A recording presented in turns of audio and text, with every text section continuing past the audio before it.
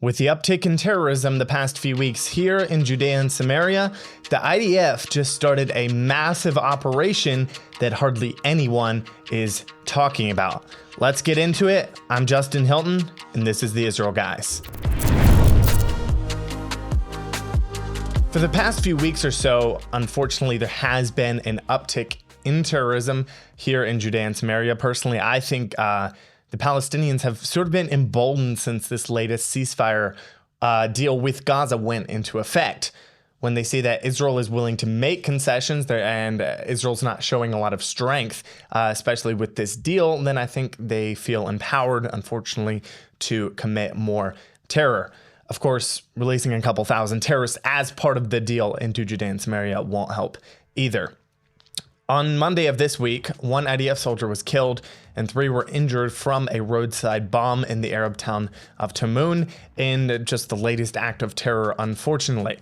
Well, it seems like that was just the final straw because a few hours after this attack, IDF Chief of Staff Herzi Halevi said this, quote, "In addition to the intense defensive preparations in the Gaza Strip, we must be prepared for significant operations in Judea and Samaria in the coming days in order to get ahead of and catch the terrorists before they reach our citizens." And then on Tuesday afternoon, it began in full force. A military source said that Operation Iron Wall, is what they're calling it, began with a series of drone strikes on infrastructure used by terror groups in Jenin. Apparently, the operation includes IDF troops, Israeli security agency Shin Bet officers, and border police. Palestinian media outlets reported several airstrikes, and local health officials said at least 10 people were killed and 40 were wounded. You can take that with a grain of salt because those numbers, they do come from Palestinian media outlets, which we know don't always have the greatest track record of reporting the facts. Israel Hayom reported that the counter-terror raid was first planned for December, but it was postponed at the request of the political echelon after the Palestinian Authority launched its Jenin operation. You might be surprised by this, but the Palestinian Authority, yes, they have been operating in Jenin for the last month or so, and they're trying to take out Hamas-affiliated Jenin battalion terrorists. It was only after the PA pulled out of Jenin this past week as part of some kind of truce or something that the IDF went in and they started Operation Iron Wall. Now, the reason that no one is really talking about this operation, I think, is because there's so much more going on in the world right now. Maybe Israel is using Trump's inauguration and coming to office as a good cover-up to go in and get it done. I'm not really sure why, but we'll see in the coming weeks, I'm sure. Prime Minister Benjamin Netanyahu said that this operation was, quote, "another step in achieving the goal we set, strengthening security in Judea and Samaria. We are operating in a systematic and decisive way against the Iranian axis wherever it sends its arms in Gaza, Lebanon, Syria, Yemen, and Judea and Samaria." Speaking of Judea and Samaria, the incoming U.S. ambassador to the UN, Elise Stefanik, just voiced her support for Israel's biblical connection to Judea and Samaria. But first, you see this epic tumbler? Well, you can turn this from an epic tumbler sitting on my desk to an epic tumbler sitting on your desk. Yes, this is our biblical Heartland tumbler. It's not only a great tumbler, but it's a perfect way to show your support for Judea and Samaria. The world insists on incorrectly labeling it as the West Bank, but it's actually the biblical heartland of Israel. The thermal insulated vacuum sealed walls will keep your coffee or hot drink hot for up to 10 hours. Here at the office, we use it a lot. It's absolutely fantastic. The laser engraved design is the touch that puts the tumbler over the top. And the biblical Heartland tumbler it's a staff favorite here at the Israel Guys. Go to the israelguys.store, or you can click the link in the description below to get your epic biblical Heartland tumbler today.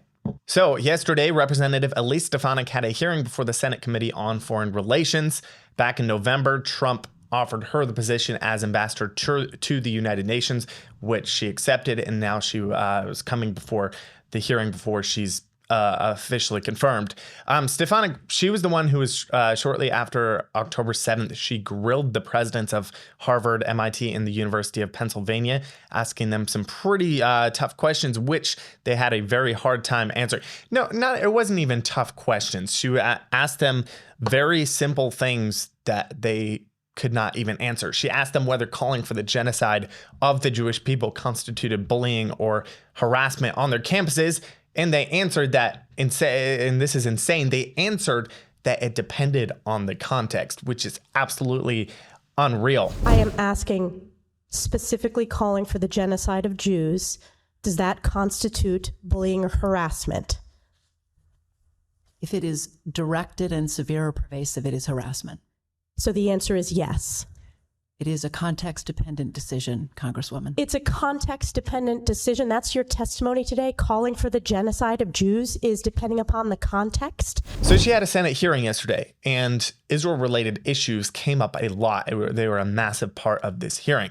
I feel like Stefanik had some great answers. She had this to say about the United Nations. Because if you look at the anti-Semitic rot within the United Nations, there are more resolutions targeting Israel than any other country, any other crisis combined. And we have significant national security councils, the anti-Semitism, whether it's UN Women failing to condemn Hamas's terrorist attack and terrorist regime against innocent civilian women, using and targeting women, specifically taking them hostage. This position, we need to be a voice of moral clarity on the UN Security Council and at the United Nations at large for the world to hear the importance of standing with Israel.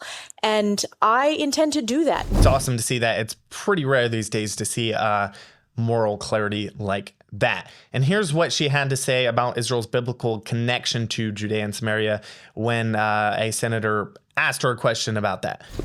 I'm rarely surprised by answers in my office, but I did ask you whether you subscribe to the views of Finance Minister Smotrich.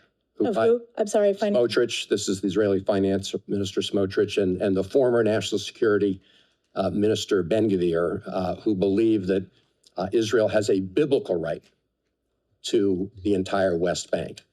And in that conversation, you told me that, yes, you shared that view. Is that your view today? Yes.